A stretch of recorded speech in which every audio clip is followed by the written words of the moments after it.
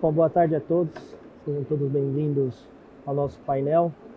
Eu sou o Henderson Santana, sou vice-presidente para a América Latina da BID. Estou aqui ao meu lado com o Marcelo, Head de Governança e Risk Compliance da Infracommerce, Henry de Souza, supervisor de TI no Hospital das Clínicas da Faculdade de Medicina da USP. E o nosso tema hoje é uso e automação do mapeamento de dados, né? O quão importante é a gente ter um bom conhecimento dos dados, entender os dados dentro dos processos de compliance e privacidade da empresa. Então, eu queria que vocês pudessem se apresentar, contar um pouco da história de vocês, e daí a gente poder abrir também perguntas para o público. Quem tiver uma pergunta vai se preparando aí, que na sequência a gente já começa dentro do tema. Henry, por favor, se apresente, conte um pouco da sua experiência. Olá, boa tarde. Bem, primeiro eu queria agradecer a Flipside, né, pelo convite, segundo ano aí como painelista. É sempre bom, né, poder estar trocando essa experiência com os colegas aí de segurança de informação. Bom, eu sou formado em sistemas, engenharia, pós-graduado em engenharia de sistemas, especialização em gestão de projetos, telemedicina agora, né, telemedicina, especialização em telesaúde, e estou há 16 anos, né, no Hospital das Clínicas, e lá dentro eu tenho atuado em diversas áreas, né, e pô, como cara de sistemas está aí num fórum de segurança da informação, né, eu sou um cara que eu já passei por 3 prédios daqueles, né, 3 institutos, então fui gerente de TI, no Instituto de Psiquiatria, que foi onde eu comecei a trabalhar com infraestrutura e segurança. Depois, o Hospital Auxiliar de Cotoxó, que agora foi demolido e foi construído, vai ser reinaugurado daqui a alguns meses como Hospital das Clínicas Perdizes, e também do Instituto de Radiologia. Então, eu já trabalhei com imagem, já trabalhei com várias vertentes dentro da área da saúde. Então, por isso, a parte de governança, de segurança. Sou membro, responsável pela avaliação e revisão da política de segurança de informação do hospital e também da governança corporativa, e no momento eu estou à frente do projeto de adequação à Lei Geral de Proteção de Dados. Então, um pouquinho aí da minha história. Muito obrigado. Obrigado, Henry. Bom, meu nome é Marcelo Pudel, eu sou Head de Governança, Compliance, Riscos e também de PO da Infracommerce. Infracommerce que atua no segmento de Full Commerce, né? Então a gente atua não só desde a venda, mas até a entrega. Tenho aí 25 anos de experiência já no mundo de TI, passei por auditorias, Big Four, e quando eu cheguei na Infracommerce, há 3 anos mais ou menos, a gente estava começando a adequação à LGPD, nos adequamos aí em 2020, e é um prazer estar aqui conversando com vocês e com os colegas aqui sobre a parte de automação, que é imprescindível hoje em dia para a gente chegar numa boa governança de dados. Excelente, obrigado. Bom, vou colocar um cenário aqui para a gente começar a nossa conversa e escutar também algumas perguntas do público. Bom, a gente vive um momento onde a economia ela é digital, né? A gente vive um processo de transformação digital contínua em diferentes áreas, e acredito que todos aqui em algum projeto estão aí liderando a transformação digital, seja ela migrações de dados para a nuvem, seja ela criações de data lake, seja ela inovações em processos ou novos produtos em cada uma das empresas. A gente sabe que dentro desse universo existe uma explosão de dados, né? Tanto de variedade quanto velocidade que se captura dados dos mais distintos, cada vez mais. Agora a gente fala muito do tema de dados pessoais. Isso traz tudo um grande desafio no contexto de você conhecer esses dados, né? Pelo volume, pela velocidade, pela variedade, e até mesmo pela capacidade de a gente entender a utilidade daquele dado.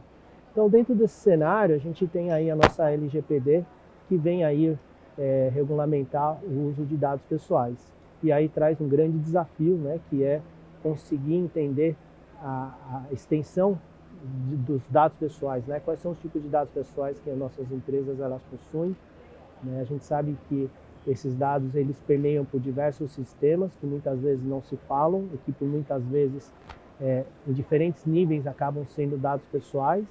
A gente sabe que às vezes um dado de um produto pode dizer muito sobre a pessoa, mesmo e olhando aquele dado de forma isolada, não pode parecer um dado talvez inofensivo, até não parece um dado pessoal.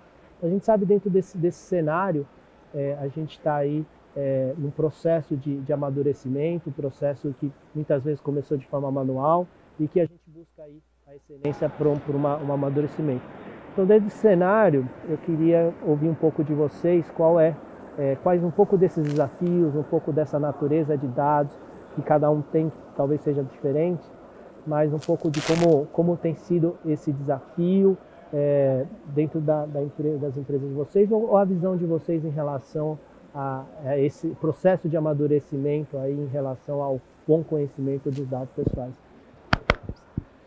Bom, hoje na Infracommerce, né, a gente trata centenas de milhares, né, de dados. A gente está falando aí de mais de 300 lojas, onde não só B2B, né, mas B2C. Então a gente tem contato direto com o cliente final, né, a pessoa física. E a gente, além disso, tem toda a parte de projetos dentro que já acaba, né, tendo contato com dados. A gente tem toda a parte de controle. Então, o mapeamento de dados hoje ele é imprescindível, tá? Como foi falado aqui, começamos manualmente e a gente vai, né, trazendo um pouquinho de inovação a cada mês. Mas o que deixa a gente mais preocupado é porque quando a gente está falando de uma massa de dados, ela é viva, né? Está entrando dado a cada segundo, né? A gente aumenta a base, a cada segundo a gente recebe mais informação, sensível ou não. Então, o grande desafio é a gente manter essa entidade, vamos dizer assim, que se tornam os dados, né? Essa massa viva de ser copiada, de ser vazada, de ser exportada ou qualquer tipo de ação que possa comprometer a integridade, né, e a segurança. Então, toda a parte de mapeamento, quanto mais automático você tem, maior controle, maior integração você chega e automaticamente você chega numa maior segurança. Então, para a gente, no segmento de e-commerce, o mapeamento de dados é imprescindível para que a gente tenha integridade num controle maior de dados. Bom, vamos lá. No nosso caso lá é a questão da saúde, área da saúde. Então, nós estamos falando de dados extremamente sensíveis, né? Estamos falando de prontuário médico, estamos falando ali de prescrição, de tratamentos, né? Não só de dados pessoais. Então, existe um cuidado muito grande em relação a como fazer, né, essa mineração dos dados, como fazer a automação desses dados. Nós trabalhamos com 3 prontuários eletrônicos, né, dentro do hospital. Bom, não poderia estar falando diretamente do hospital, né, por conta de compliance, mas vamos lá.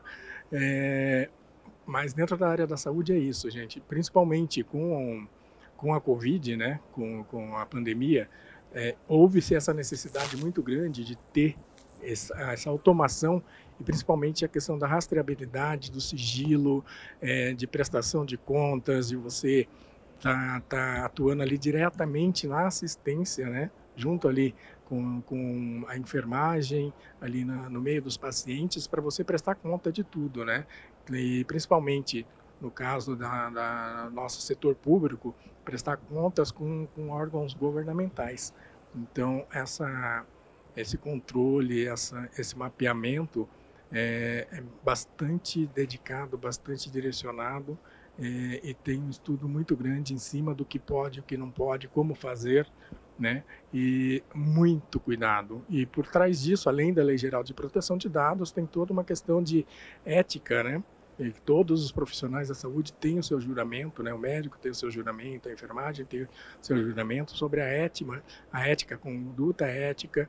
E só que além disso a gente tem o administrativo, né, que também acaba tendo acesso a essas informações no momento de fazer um faturamento, mandar uma conta para o SUS, mandar uma conta para um plano de saúde, né? Então tem toda essa questão de minerar bem e tratar bem esses dados para que não vaze nada, para que a coisa seja bem estruturada e bem segura. Uhum. Um ponto que sempre foi e ainda é um grande desafio com essa variedade onde os dados eles repousam ou eles são transferidos, a gente começa a perceber que tem lá todo mundo, né, não estruturado, onde os dados pessoais eles vivem, né, vivem desde imagens, em arquivos, em pipelines de dados sendo transacionados em tempo real. A gente vê hoje os dados armazenados em sistemas que a gente está ali há 20 anos na empresa e aos sistemas novos na nuvem, e cada vez mais esses dados estão espalhados em diferentes formatos de sistemas, né? E junto com isso, poder descobrir todos os tipos de dados pessoais que existem dentro da empresa é um grande desafio, que a gente entende que a análise cognitiva ou manual ela tem um certo limite, onde você realmente vai precisar de tecnologias baseadas em machine learning, inteligência artificial, para você poder descobrir quais são esses tipos de dados pessoais. E aí a gente vai para um segundo desafio, que uma vez que eu entendo quais são os tipos de dados pessoais que eu tenho, tenho todo mapeado e sei quais são os sistemas e consigo monitorar a constante evolução desses dados, a nova adição ou a adição de novos lugares desses dados já mapeados, a gente vai para o desafio, ok, né? Agora eu tenho que atender os meus processos, né? Processos de eu ter quais são as tecnologias, os processos, os relatórios, né? O relatório de processamento de dados, os relatórios de impacto, e o desafio, acho que maior ainda, é a parte de atendimento ao direito titular, né? Então, aí eu tenho que, ok, eu tenho os dados pessoais, mas de quem são esses dados pessoais? Como que eu ligo essa infinidade de dados pessoais espalhados em centenas e centenas de dados, às vezes milhões e milhões, até bilhões, na verdade até trilhões de dados total, relacionar e correlacionar isso à pessoa para dar todos os direitos dele e todos os processos. Então, a gente sabe que dentro desse desafio aí, eu queria poder entender um pouco qual é a visão como da empresa de vocês em relação a entregar isso, qual é o objetivo, qual é a visão, como que vocês gostariam, estão buscando entregar a parte de processos internos, a parte de direito de titular, como essa automação deve se interagir e entregar dentro desse cenário de processos internos, continuidade. Bom, vamos lá. Bom, quem não tem uma planilha Excel guardada na gaveta ainda? Uhum. Então, como controlar isso, né? Acho que isso só na Suíça deve ter, aqui não existe, né? Uhum. Bom, brincadeiras à parte, assim, dentro da área da saúde existe aquele paradigma, né, de o paciente é o dono do seu prontuário médico, né? Porém, todavia, contudo, a coisa não é bem assim, né? Eu não posso simplesmente chegar lá, falar, não quero mais, apaga tudo que eu tenho aí, né? Principalmente porque ele está passando por um tratamento. E hoje a gente tem muito hospital-escola, né? Falando aí, né? A gente tem o AIS, tem o próprio Hospital das Clínicas, né? O Hospital São Paulo, tudo mais, que são hospitais de escola, que você tem os dados, o paciente, ele assina um termo de consentimento para você estar, né, inclusive, né, disponibilizando isso para pesquisa, que daí entra num outro dilema, que tem toda uma conduta ética, tem comissão de pesquisa, comissão ética, né, um monte de tratativas aí para poder, né, disponibilizar esses dados. E, assim, é algo que ainda existe uma grande dificuldade, né, para lidar com tudo isso, né, porque ele tem direito, sim, porém, não posso simplesmente ir lá e deletar, como se eu, por exemplo, eu vou visitar um prédio, que chego lá, tenho que fazer um cadastro, tirar uma foto do meu RG, aí eu chego lá e pergunto qual a temporalidade, né, desse registro aí, porque dentro de um prontuário, no mínimo, são 25 anos de guarda, né? Então, sem falar quando entra para pesquisa, tudo mais, dependendo da pesquisa, até 50 anos tem que ficar ali arquivado para depois buscar o histórico para, né, que eu estou falando de desenvolvimento de vacina, desenvolvimento de medicamento, novos tratamentos, tudo mais. Então, existe toda essa questão ainda que ainda é um paradoxo, um paradigma, algo que precisa ser tratado, ser conversado, e existe ainda muitos silos, né, aquela pessoa que aquele grupo médico ou, né, que acha que é o dono e ninguém tira daqui, ninguém pode ver. Então existe muito ainda essa questão. Então a governança de dados e também a parte de compliance tem que ser muito bem trabalhada em cima disso. Bom, já no e-commerce a gente atende, né, o titular final. Então a gente tem como operador hoje a marca, né, o nosso cliente marca, ele acaba sendo o controlador, mas a gente é o operador desses dados. Então automaticamente a gente tem uma corresponsabilidade, né, de guarda e de proteção. E aí quando a gente fala de uma automação desse mapeamento, esse discovery, essa classificação dos dados que a gente tem, quanto melhor, mais feita, mais detalhada, eu consigo colocar toda a parte de temporalidade, tudo isso, porque desde o cadastro da pessoa, né, que ela tem o direito de pedir uma exclusão, um esquecimento dos dados, então eu tenho que atender isso dentro do período da lei. Eu vou ter também todos os dados que eu tenho que guardar por mais tempo, por razões fiscais, por razões tributárias, tudo que eu preciso. Então, quando a gente começa a separar o mesmo dado em diversas camadas, a gente tem que entregar diversos tipos de ações. Então, quanto mais automático, quanto mais automatizado, quanto mais detalhado, fica muito mais simples a gente fazer toda essa gerência para poder atender a LGPD. Uhum. Realmente, daí a gente vai para o próximo grande desafio, né, que a gente está falando agora da tomada de ação em cima desses dados, né? E aí a gente eu particularmente tenho percebido que existe um grande abismo entre as políticas e a parte de tecnologia, porque na parte da política a gente consegue desenhar às vezes os ambientes mais complexos e possíveis, né? Vou dar um exemplo. A pessoa chega e me pede o direito de exclusão. Às vezes para a pessoa de negócio é muito simples, você vai lá e deleta aquele dado, mas ele não entende a complexidade daquela simples informação, a forma estruturada que ela está dentro de diversos sistemas, que muitas vezes ela pode acabar num problema de cadeia e acabando destruindo todas as aplicações. E muitas vezes, dentro ainda falando dentro da área de negócio, você tem regras complexas. Às vezes, para pagar um dado de uma pessoa, eu tenho que ir lá consultar para ver se ele é um cliente ativo, se ele não tem nenhum processo. E se ele tem um processo, eu faço uma cascata de perguntas para depois você tomar aquela decisão. Ok, você apaga, você anonimiza, você borra.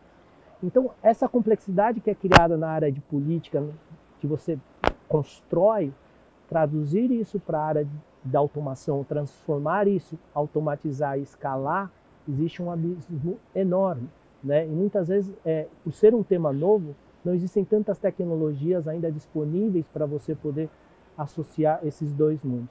Então, são poucas empresas que realmente buscam agora trazer esse mundo, né, das políticas de negócio para a transformação em regras de negócio, que aí entra toda uma complexidade de você entender onde estão os dados daquela pessoa, aquele desafio inicial, levando até a característica daquele sistema. Então, no sistema A é extremamente complexo eu apagar, naquele sistema já é um pouco mais fácil. Então, a infinidade de sistemas dentro do meu ecossistema traz aí um grande desafio, né? E aí a gente entra em temas, né, de minimização, retenção, questões de você anonimizar os dados.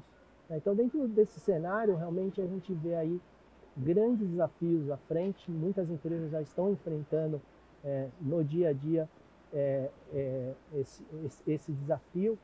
E eu queria também ouvir um pouco como é a visão de vocês para poder, da parte de processos, como conectar isso, como construir uma automação conectando, né, toda essa visão de negócio à tecnologia, ao titular ou dono daquele dado ali dentro. Primeiro a gente tem que pensar sempre em atender a legislação, né? Acho que aqui a gente falou bastante de compliance, de governança, então tem aquela parte, né, da legislação, tem que ser atendido, mas todo esse trabalho de automatização, toda essa parte, ela acaba sendo muito benéfica na hora que a gente vai fazer uma análise dos dados. Quando eu conheço o dado que eu tenho dentro da minha base, quando eu conheço o tipo de dado e exatamente o que eu posso utilizar para o negócio e não só o dado que eu preciso reter e controlar para a legislação, eu acabo tendo e trazendo para o lado, né, do e-commerce, eu consigo concentrar produtos em certas regiões pelo comportamento de compra, então eu consigo começar a trabalhar esses dados a favor do negócio, né? Não só a minha obrigação de legislação. Então, por exemplo, eu vejo que na região X se vende mais, não sei, ração de cachorro do que de gato. Então, eu vou colocar isso ali, eu vou utilizar esses dados que estão mapeados, que estão descobertos ali dentro, né? Porque a gente está falando de dados sensíveis, dados pessoais e também os dados de compra e tudo mais, para melhorar minha logística, para melhorar a minha distribuição de produtos de acordo com as regiões. Então, é possível sim, mas desde que você tenha uma noção e um mapeamento muito detalhado do que você tem na sua mão dentro da sua base. Eu vou seguir nessa linha também, que eu acho que tem que ter bem estruturado, né, todo esse mapeamento, todo esse detalhamento. E assim, o time de negócio tem que estar muito bem alinhado com o time de dados, né, para poder desenhar e fazer da forma melhor possível para entregar da melhor forma. Problema maior, né, aí falando um pouco de cliente interno, né, que a gente trabalha muito com cliente interno, é que você pega um pesquisador que ele chega lá e pede 1 terabyte de dados. Só que ele, na realidade ele não sabe nem o que ele quer, mas ele quer todos aqueles dados para fazer não sei o que. Depois ele fica pedindo mais coisa, daí pede, me ajuda a minerar tal coisa, ajuda a fazer tal coisa, e não acaba não chegando num resultado concreto, né? Então acaba se perdendo tempo com isso. Então acho que um dos grandes desafios é isso, né? Ter, principalmente, quem está solicitando saber o que quer também e ter esse alinhamento, né, bem próximo da equipe de negócio com a equipe de dados para poder fazer uma boa estruturação para ter uma entrega bastante confiável. E um pouco mais para o lado estratégico, né, a gente pode pegar, por exemplo, durante a pandemia, você trabalhar com hipóteses, que foi, né, o caso da saúde, a gente teve que trabalhar com hipóteses para ver, por exemplo, como que cresceu isso, né, na Europa, em país X, Y, Z, para ver como que a gente vai ter que se estruturar para fazer o tratamento aqui. E como que a gente vai, né, que tipo de tratamento que vai ser dado. Então, isso daí também é aquilo, foi meio que, não vou dizer um achismo, mas assim, baseado em dados para poder fazer uma estrutura de como trabalhar isso aqui dentro, né, no combate à pandemia. Excelente. Então, acredito que a gente passou desde o descobrimento de dados, o entendimento dos dados, a entrega da regulamentação, a entrega, a questão da compliance, e chegamos ao ponto de poder trazer esse conhecimento, essas boas práticas como inovação, como novos produtos, como confiança do cliente. Então, essa é a grande jornada. Eu queria abrir para perguntas, não sei se alguém gostaria de fazer alguma pergunta do público. Só levantar a mão. Uhum.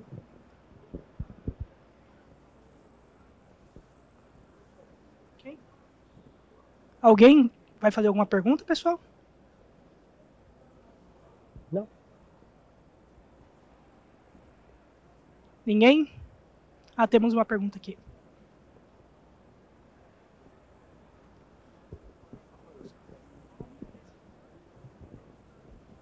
Boa tarde, eu sou a Caroline, eu sou estagiária no Hospital Sírio-Libanês. Eu gostaria de saber se vocês poderiam citar alguma das ferramentas de automação que vocês usam. Eu não escutei. Você tem? Ah. Ela é do Sírio-Libanês, Uhum. se a gente pode citar algumas ferramentas. Olá, Uhum. olá, tudo bom? Tá, Escutei, só tá ouvindo? Tô ouvindo. Tá, ok, porque aqui não tá, o som tá ruim. Bom, hoje lá nós trabalhamos, né, a gente faz mineração de dados com o Tableau, né, não chega a ser uma automação, mas a gente usa isso e nós construímos um painel, né, que nós utilizamos com informações gerenciais estratégicas para poder estar fazendo a gestão, né, dentro do hospital. Eu posso depois entrar em mais detalhes e até fazer uma demonstração para vocês. A empresa a qual eu represento, a Big ID, ela é uma plataforma baseada em uma descoberta de dados e automação de processos de privacidade, governança e segurança. Então a gente consegue fazer esse grande descobrimento, esse grande contextualização, a democratização desse conhecimento, desse dado e automatizar muitos desses desafios que a gente comentou aqui. Aplicar políticas de retenção, aplicar políticas de acesso, aplicar políticas, medir, atender todo o direito de titular, todas essas grandes atividades que a gente tem em privacidade, em segurança e na parte de governança de dados, a gente consegue. Então, convido, eu vou fazer uma palestra amanhã, referente a esse tema e a apresentação da plataforma. Muito obrigado. Você quer agradecer, pessoal? Agradecimento, por favor. Agradecimento, por favor. Bom, vamos lá, então. Obrigado a todos aí pela participação. Novamente, agradecer aí a organização e toda a equipe da Flipside aí por mais esse grandioso evento. E estamos aí à disposição. Se alguém tiver alguma dúvida, quiser conversar, estamos aí à disposição. Agradecer rapidamente também a Flipside, a oportunidade da Big ID também de colocar a gente aqui para falar um pouquinho sobre automação e proteção de dados e a toda a organização. Obrigado a todos.